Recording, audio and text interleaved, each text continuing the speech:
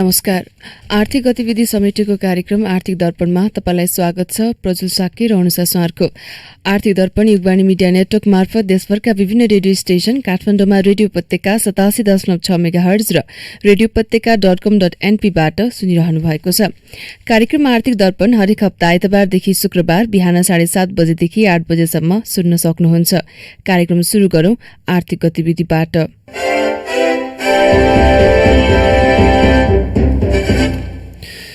बजार खुल्न साथ सुरुमा 45 अङ्कले ओह्रालो लागेको शेयर बजार एकछिनमै सम्हालिएर आइतबार नयाँ रेकर्ड कायम भएको छ। नेप्से परिसूचकले अहिलेसम्मकै उच्च बिन्दु चुमेर नयाँ रेकर्ड बनाएको छ। नेप्से सूचक 32.81 अङ्कले बढेर 2820 बिन्दुमा आइपुगेको छ। करिब 11 अर्ब 70 करोड रुपैयाँको शेयर कारोबार भएको छ। 2,51,63,हजार भन्दा बढी किता शेयर कारोबार भएको छ। आइतबार बैंक तथा वित्तीय संस्थाहरूको समूहमा उछाल देखिएको छ। राजनीतिक गडबडीले शेयर बजारको बुलिस लय र गतिलाई खासै फरक नपरेको लगानीकर्ता बताउँछन्। नेपाल उद्योग वाणिज्य महासंघको पुँजी बजार फोरमको सभापति समेत रहनुभएका शेयर बजारका विज्ञ तथा व्यवसायी अम्बिका प्रसाद पौडेल लगानीकर्ताहरूको आत्मविश्वास र नियामक निकायहरूको दृढ प्रतिबद्धताका कारण शेयर बजार राजनीतिक उथलपुथलबाट खासै प्रभावित नभएको बताउनुहुन्छ। उहाँले अहिले बजार घट्नुपर्ने कुनै कारण नभएको बताउनु भएको छ। त्यसै गरी वैशाख पछिको समय शेयर बजारका लागि ग्रीन सिजन मानिन्छ। सबै कम्पनीहरूको कमाई बाँड्ने बेला आएको छ। अब बजारको बुलिस रनलाई कसैले रोक्न सक्दैन। लगानीका हिसाबले सबैभन्दा सुरक्षित क्षेत्र मानिएको बैंकिङको शेयर अझै पनि खासै बढेको छैन। बैंकिङलाई समग्र शेयर बजारको फाउन्डेसन मानिन्छ। राम्रो कमाई भएका वाणिज्य बैंकहरूको शेयर भाव अहिले पनि तुलनात्मक रूपमा अन्डर भ्याल्यु रहेकोले अब लगानीकर्ता यो सेक्टरमा आकर्षित हुने सम्भावना छ। बैंकिङको शेयर राम्ररी नबढ्दासम्म शेयर बजारको बुलिस रन जारी रहने विश्लेषण विज्ञहरूले गर्दै आएका छन्। बैंकहरूले सार्वजनिक गरेको तेस्रो त्रैमासिक रिपोर्टमा आकर्षक कमाई देखिएकाले लगानीकर्ताहरूमा आकर्षण अब यतातिर केन्द्रित हुने देखिन्छ। त्रैमासिक रिपोर्टका आधारमा कुन कम्पनीले कति लाभांश दिन्छ भनेर बजारमा हुने आंकलन र अपेक्षासँगै उत्साह थपिने बेला भएको छ। 3-4 महिना कुर्दा वर्षभरिको कमाईको हिस्सेदार बन्न सकिन्छ। वित्तीय प्रणालीमा पर्याप्त तरलता, अनुकूल ब्याज दर, शेयर कर्जाको सुलभता, ब्रोकर कमिसनको कटौती र पुँजी बजारको प्रणालीमा भइरहेको निरन्तर सुधारले गर्दा शेयर बजार बुलिस रनमा अझ अघि बढ्ने विश्वास लगानीकर्ताहरूको देखिन्छ।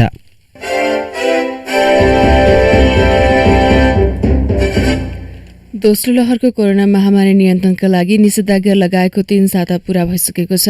महामारी सामान्य रूपमा नियन्त्रणतर्फ गइरहेको आभास भए पनि अझै ढुक्क हुने अवस्था छैन। निषेधाज्ञाका कारण अधिकांश आर्थिक गतिविधि ठप्प जस्तै भइरहेको बेला शेयर बजार भने निरन्तर बढ्दो छ। महामारीकै बीच आइतबार शेयर परिसूचक मापक नेप्सेले अहिलेसम्मको नयाँ रेकर्ड बनाएको छ। यतिखेर प्रधानमन्त्री केपी शर्मा ओलीले प्रतिनिधि सभा विघटन गरेर कार्तिकमा निर्वाचनको घोषणा समेत गर्नुभएको छ। प्रधानमन्त्रीको सोही निर्णयलाई लिएर विपक्षी राजनीतिक दलले विरोध समेत गरिरहेका छन्। एकातिर कोरोना महामारीका कारण आर्थिक गतिविधि ठप्प जस्तै भएको र अर्कोतर्फ राजनीतिक अन्यलता बढेको बेला नेप्सेले नयाँ रेकर्ड बनाउनुलाई धेरैले आश्चर्य रूपमा लिएका छन्। महामारीको बेला शेयर बजार उकालो लाग्नुमा लगानीकर्ताहरूका विभिन्न खाले तर्क छन्। कतिपय लगानीकर्ता निषेधाज्ञाका कारण लगानीकर्तालाई घरमै बसेर शेयर कारोबार गर्न सहयोग पुगेको बताएका छन्। त्यस्तै महामारीले गर्दा बैंक तथा वित्तीय संस्थालाई अन्य क्षेत्रमा लगानी गर्न कठिन भएको हुँदा वित्तीय संस्थाले शेयरमा लगानी गरिरहेको कतिपयको तर्क छ। विज्ञहरूले भने यतिखेर शेयर बजार वृद्धि हुनुपर्ने कुनै कारण नभएको तर्क गरेका छन्। नेप्सेमा सूचीकृत अधिकांश कम्पनीले यो वर्ष अघिल्लो वर्षको तुलनामा थोरै लाभांश दिने सम्भावना रहेकाले जथाभावी लगानी नगर्न साना लगानीकर्तालाई विज्ञको सल्लाह छ। गत वर्ष औसतमा 13% लाभांश वितरण गरेका वाणिज्य बैंकहरूको खुद खुद्रा नाफा यो वर्ष पनि खासै बढ्न नसकेको धेरैको अनुमान छ। विकास बैंकहरूको अवस्था पनि सुधार हुन सकेको छैन। कोरोना महामारी सुरु भएपछि बैंकहरूले पूर्ण रूपमा काम गर्न नपाएको गुनासो गर्दै आएका छन्। लाभांश प्राप्त गर्ने सम्भावना न्यून हुँदाहुँदै पनि शेयर बजार बढ्नुको कारण ठूला लगानीकर्ताले अनावश्यक चलखेल गरेको हुन सक्ने कतिपय विज्ञको अनुमान छ। यो बेला ठूला लगानीकर्ताले अनावश्यक प्रभाव पारी शेयर मूल्य बढाएर नाफा बुक गर्न खोजेका हुन सक्छन्। एक विज्ञले बताएका छन्, यस्तो बेला साना लगानीकर्ताले विचार गरेर मात्रै शेयरमा लगानी गर्नुपर्ने एक विज्ञले बताएका छन्। जथाभावी लगानी गरियो भने नाफा होइन कि लगानी नै डुब्ने खतरा रहेको विज्ञहरूले बताएका छन्। लगानीकर्ता विगत केही वर्ष यताको प्रगतिलाई हेर्नुपर्ने विज्ञहरूको सल्लाह छ। यस्तै hydel electricity investment and development bank लिमिटेडले हक प्रदाय शेयर निष्कासन गर्ने भएको छ।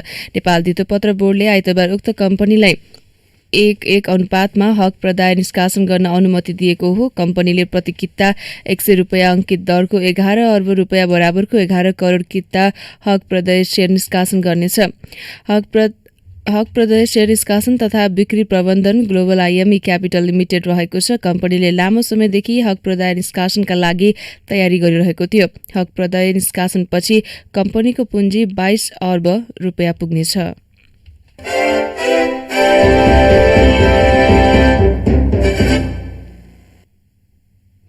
नेपाल राष्ट्र बैंक सुर्खेत शाखाले जारी गरेको निर्देशनको अपव्याख्या गर्दै बैंकहरूले ग्राहकहरूलाई दुःख दिएको पाइएको छ। कोरोना महामारीका कारण कम ग्राहक आउन् भन्ने उद्देश्यले नेपाल राष्ट्र बैंक सुर्खेत कार्यालयले रकम झिक्ने र रकम जम्मा गर्ने काम आवश्यकताका आधारमा हुने सूचना जारी गरेको थियो।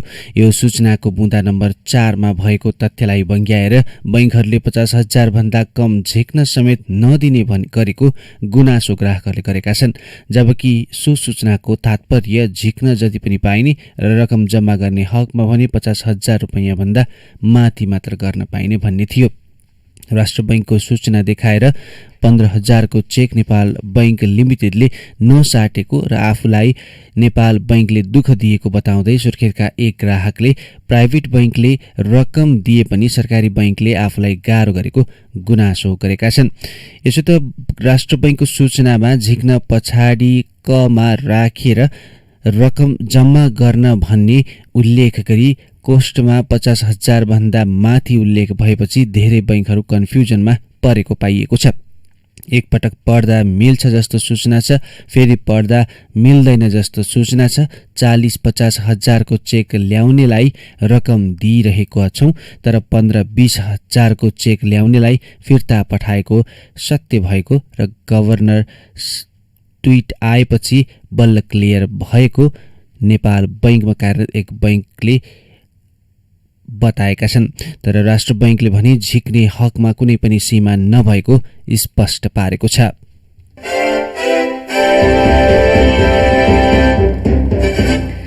केही दिन यताको अन्यलाई चिर्दै प्रधानमन्त्री केपी शर्मा ओलीले आगामी आर्थिक वर्षको बजेट अध्यादेश मार्फत ल्याउने स्पष्ट पार्नु भएको छ। बालुवाटारमा आइतबार पत्रकार संघ अन्तर्क्रियामा प्रधानमन्त्री ओलीले राष्ट्रपति विद्यादेवी भण्डारीले संसद विघटन गरी निर्वाचनको मिति घोषणा गरेकाले आगामी आर्थिक वर्षको बजेट जेठ 15 मा अध्यादेश मार्फत ल्याउने बताउनु भएको हो। यससँगै आगामी वर्षको बजेटका बारेमा केही दिनदेखि देखिएको अन्यल हटेको छ। गत शुक्रबार राति मन्त्री परिषदको सिफारिसमा राष्ट्रपति भण्डारीले संसद विघटन गरी आगामी कार्तिक 26 र मङ्सिर 3 मा नयाँ निर्वाचन घोषणा गर्नुभएको छ। यसपछि बिना संसद बजेटबारे अनेकौं टीका टिप्पणी भएका हुँदै आएका थिए। संविधानले जेठ 15 मा संसद समक्ष बजेट पेश गर्नुपर्ने कानूनी व्यवस्था गरेको छ। जेठ 15 आउन 6 दिन मात्रै बाँकी रहेको अवस्थामा प्रधानमन्त्री ओलीले सानो स्तरमा कार्यक्रम राखेर बजेट वाचन गर्ने र त्यसपछि राष्ट्रपतिले अध्यादेश मार्फत ल्याउने जानकारी दिनुभयो। उहाँले कोरोना कहरका बीचमा आउने बजेटको पहिलो प्राथमिकता यसै सम्बन्धी रहने गरी निर्माण गरिएको जानकारी पनि दिनुभयो। प्रधानमन्त्री ओलीले चुनावी सरकारले बजेट ल्याउने भएकाले दूरगामी परिणाम दिने खालका नयाँ कार्यक्रम बजेटमा समावेश नगरिने स्पष्ट पार्नु भएको छ। यो वर्ष सञ्चालनमा रहेका आयोजनाहरूमा पनि बढी रकम विनियोजन गरिने छैन। आयोजनाहरूलाई निरन्तरता दिने काम मात्र हुनेछ ओलीले बताउनुभयो। तर यसअघि सरकारले घोषणा गरिसकेका केही कार्यक्रमहरू भने बजेटमा समावेश गरिनेछन् उहाँले बताउनुभयो। यसअघि ओलीले सामाजिक सुरक्षा भत्ता प्रति महिना 5,000 रुपियाँ पुर्याउने घोषणा गर्नुभएको थियो। उहाँले यसलाई सङ्केत गर्नुभएको हो सरकारले यसअघि केही ठूला आयोजना घोषणा गर्ने तयारी गरे पनि अहिले पछि हटेको छ। अर्थ मन्त्रालयका अनुसार चुनावी सरकार नभएको भए यो वर्ष केही ठूला आयोजनाहरू घोषणा गर्ने कार्यक्रम राखिएको थियो। अहिले सरकार चुनावी सरकारमा पुगेकाले त्यही अनुसारकै बजेट बनाउने गरी अर्थ मन्त्रालयको बजेट निर्माण टोली सक्रिय बनेको छ।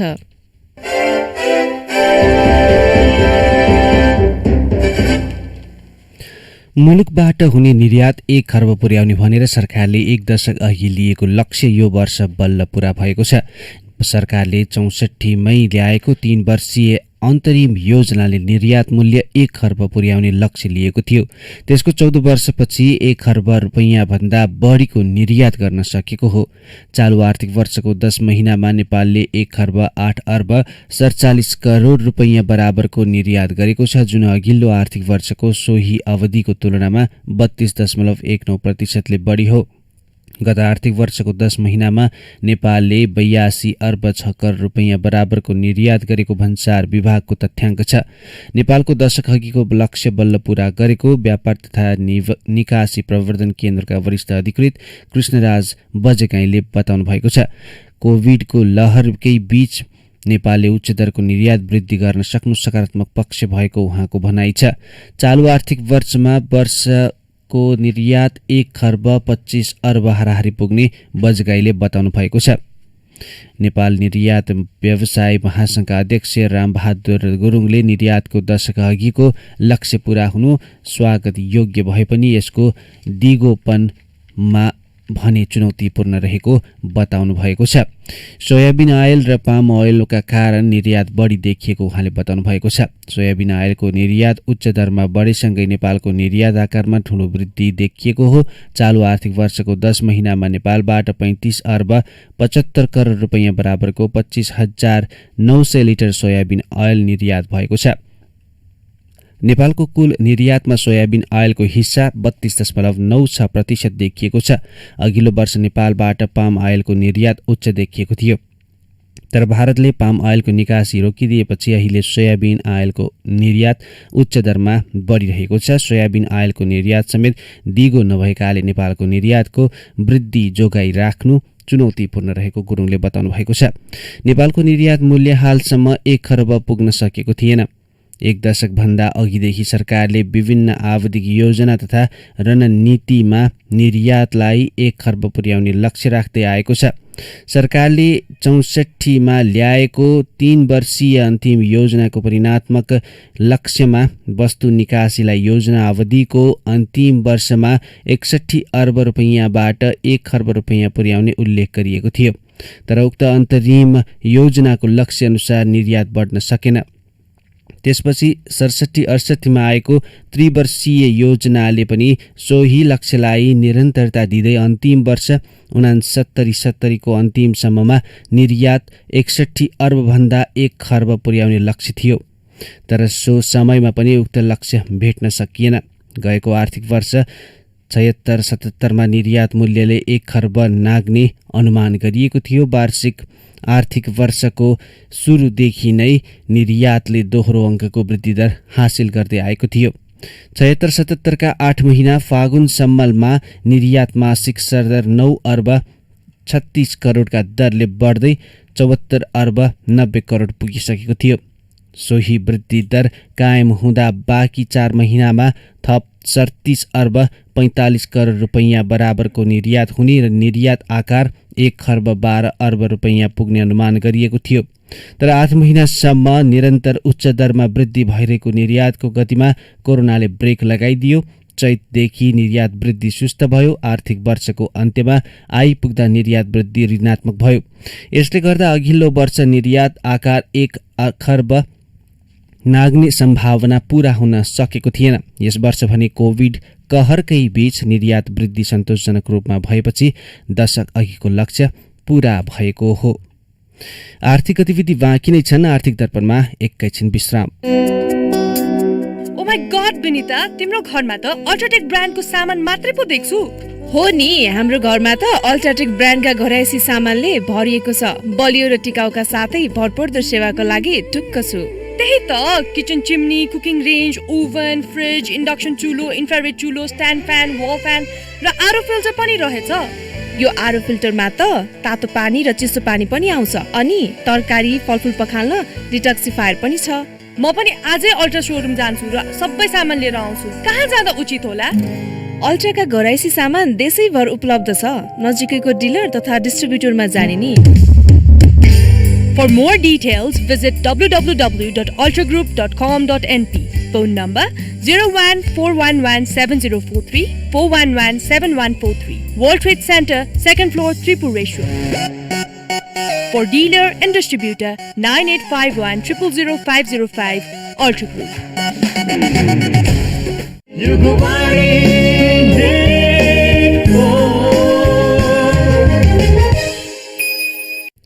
आर्थिक दर्पणमा पुनः स्वागत छ। अब बाँकी आर्थिक गतिविधि। सरकारले बुटोल पाल्पा खण्डको सिद्धबाबा क्षेत्रमा सुरुङ मार्ग निर्माण गर्न अन्तर्राष्ट्रिय बोलपत्र आह्वान गरेको छ। सडक विभाग मातहतको गुणस्तर अनुसन्धान विकास केन्द्रले आइतबार सुरुङ मार्ग निर्माणको लागि अन्तर्राष्ट्रिय स्तरको बोलपत्र आह्वान गरेको हो। केन्द्रले 45 दिनको म्याद राखेर सुरुङ मार्ग निर्माणमा अनुभवी कम्पनीबाट बोलपत्र आह्वान गरेको हो।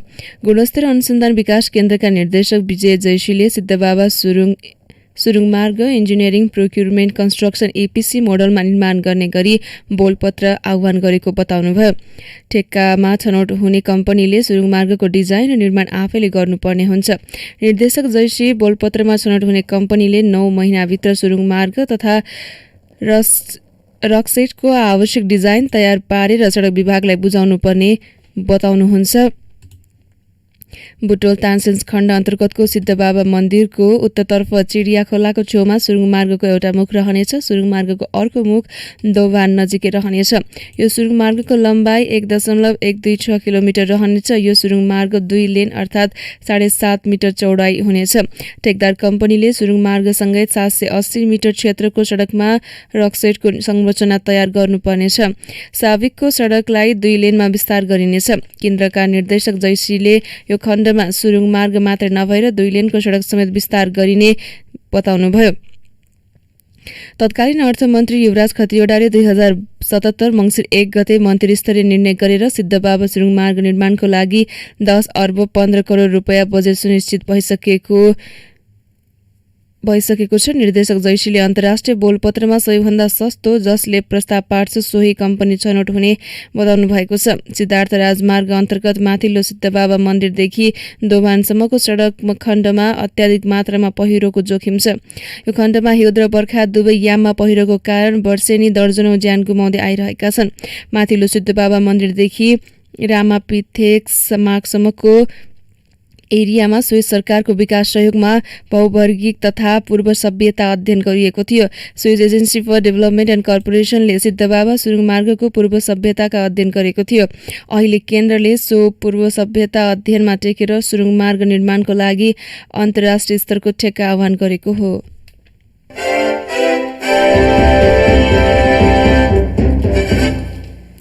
मौसमका कारण बन्द भएको सगरमाथा आरोहण 10 दिनपछि खुलेको छ। मौसम सफा हुनासाथ आइतबार बिहानै 170 आरोहीले सर्वोच्च शिखर सगरमाथाको सफल आरोहण गरेका छन्। आइतबारलाई खुलेको मौसम अब एकैचोटि शुक्रबार र शनिबार मात्रै आरोहणका लागि मौसम खुल्नेछ। मौसम सफा हुन नसकेपछि गत 30 वैशाख यता सगरमाथा आरोहण हुन सकेको थिएन। 24 वैशाखदेखि 30 वैशाखसम्म 150 जनाले सगरमाथा आरोहण गरिसकेका छन्। आइतबार केही आरोही क्याम्प 4 मा पुगेर रोकिएकाहरू सोमबार रात्रिमा मौसम खुलेमा आरोहण गर्नेछन्। बाँकी आरोही अब शुक्रबार र शनिबारको तयारीमा लाग्ने नेपाल सरकारका सम्पर्क अधिकृत ज्ञानेन्द्र श्रेष्ठले जानकारी दिनुभएको छ। लोत्से हिमाल 8516 मिटरमा 3 जना भारतीय सहित 7 आरोहीले सफल आरोहण गरेका छन्।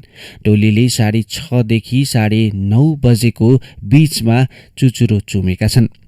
ताप्लेजुङका 16 वर्षीय सोनाम शेर्पाले आफ्ना बाबुसँगै सगरमाथाको सफल आरोहण गरेका छन्। आइतबार बिहान सोनम र उनका बाबु पूर्णकुमार पीके शेर्पाले आरोहण गरेका हुन्। Father and sun climate change campaign expedition 2021 नाम दिएर सोनामले आरोहण गरेका हुन्। यस्तै सोनाम सबैभन्दा कान्छा आरोही हुन सक्ने अनुमान पर्यटन विभागले गरेको छ। कोभिड-19 को दोस्रो लहरको जोखिम बीच 2021 को वसन्त ऋतुमा सगरमाथा सहित विभिन्न हिमालहरूको आरोहण भइरहेको छ। गत वर्ष कोरोना संक्रमण फैलिएको भन्दै सरकारले हिमाल आरोहण रोक लगाएको थियो।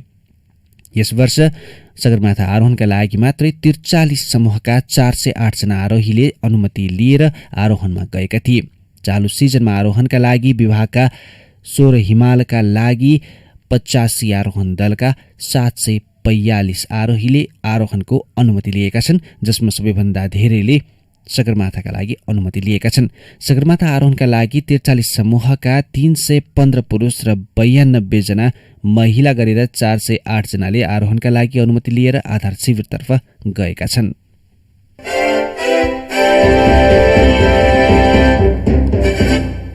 देशमा फैलिएको कोभिड-19 महामारीसँग लड्नका लागि 13 टनभन्दा बढी मेडिकल कार्गो लिएर नेपाल वायु सेवाको चार्टर उडान सिंगापुरबाट काठमाडौँ आइपुगेको छ।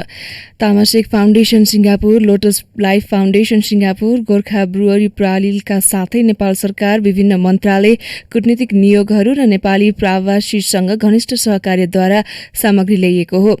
करिब 3 मिलियन सिंगापुर डलर अर्थात् करिब 25 करोड नेपाली रुपैयाँको संयुक्त अनुमानित मूल्यको कार्गो गोर्खा ब्रुअरीका उप प्रबन्ध निर्देशक सुरेन्द्र सिलवालले स्वास्थ्य तथा जनसङ्ख्या मन्त्री हृदय त्रिपाठीलाई हस्तान्तरण गर्नुभएको छ।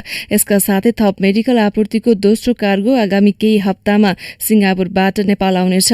तामासेक फाउन्डेसन इन्टरनेसनलका मुख्य कार्यकारी अधिकारी बेनेडिक्ट चियोङले कोभिड-19 को विभिन्न भेरिएन्टबाट जीवन बचाउन र महामारीलाई नियन्त्रणमा ल्याउन निरन्तरसँगै मिलेर सहयोग गर्ने बताउनुभयो।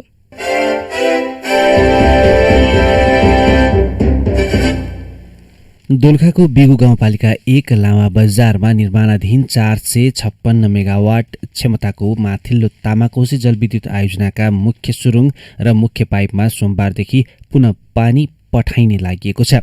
मुख्य पाइप पेन्टक पाइपसँग जडान गरिएका 2वटा मर्मती ढक्कनबाट पानी रसाएकामा त्यसलाई मर्मत गरेपछि यी संरचनामा प्राविधिक परीक्षणका लागि पुनः पानी पठाउन लागि आयोजनाका प्रवक्ता डाक्टर गणेश न्यौपानेले जानकारी दिनुभएको छ।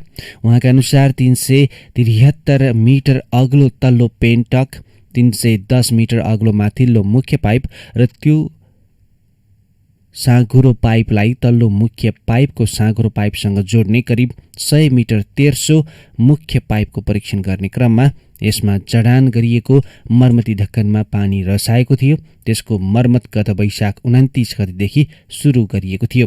मर्मतपछि अब यी संरचनामा पुनः पानी पठाउन लागि छ। परीक्षणका लागि पहिला पठाएको पानी पूर्ण रूपमा सुकाएर मर्मत गर्दा 28 दिन लागेको जानकारी दिँदै प्रवक्ता डाक्टर न्यौपानेले अब पानीको गति बढाएर प्राविधिक परीक्षण गरिन लागि बताउनु भएको छ। यिनमा थोरै पनि कमजोरी हुन नहुने भएकाले मुख्य पाइपमा पानी भरी प्राविधिक परीक्षणकै क्रममा मर्मती ढक्कनमा समयमा देखिएको थियो। अब मर्मत गरिएको छ। आयोजना चाँडो सक्न तीव्र दबाव भएका कारण छिटो काम सक्न खोज्दा दक्षता र गुणस्तर नपुगेकाले पनि पेन्स्टक पाइपकै भागमा समस्या देखिएको आयोजनाका प्राविधिकहरूको निष्कर्ष रहेको छ।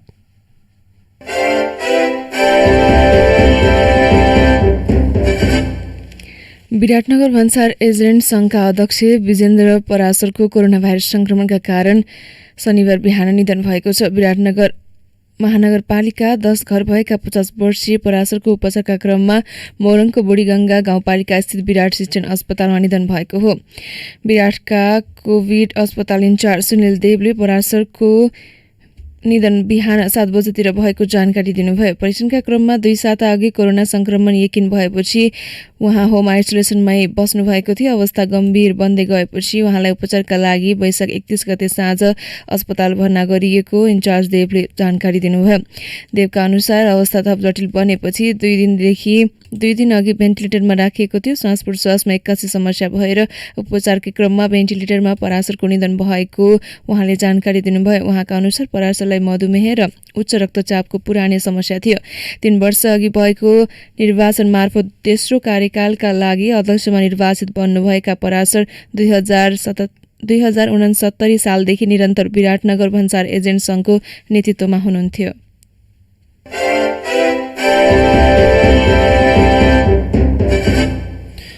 नेपाली एयरलाइन्सले स्वदेशमा नै उत्पादन भएको दूध तथा दुग्धजन्य पदार्थ, नौनी, चीज, दही लगायत उत्पादन उपयोग गर्ने भएका छन्। कृषि तथा पशुपक्षी विकास मन्त्री पद्मकुमारी अर्यालको नेपाल वायु सेवा निगमसँगको छलफलपछि सो निर्णय गरिएको हो। नेपाल दुग्ध विकास संस्थानका कार्यक्रममा मन्त्री अर्यालले नेपाली किसानको हितलाई ध्यानमा राख्ने गरी स्वदेशी उत्पादनको उपयोगको विकल्प नरहेको जानकारी दिनुभयो। नेपालमा 1 अन्तर्राष्ट्रिय विमानस्थल सहित अन्य 50 विमानस्थल छन्। सो मध्ये 29 सञ्चालनमा छन्, अन्य 5 निर्माणाधीन छन्। नेपालमा अहिले 30 एयरलाइन्स कम्पनीले लाखौंको संख्यामा यात्रु ओसार पसार गरिरहेका छन्। हवाई जहाजका यात्रुले स्वदेशी दूध तथा दुग्धजन्य पदार्थ उपयोग गरिदिने हो भने लाखौं किसानको हित हुने संस्थानका अध्यक्ष बाबुराम पाण्डेले जानकारी दिनुभएको छ।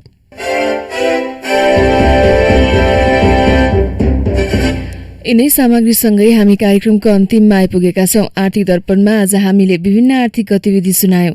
आर्थिक दर्पणमा भोलि फेरि बिहान 7:30 बजे तपाईँ हाम्रो भेट हुने नै छ। त्यतिन्जेलसम्मका लागि प्रज्वल साक्य र अनुसा सर बिदा हुन्छौं। नमस्कार।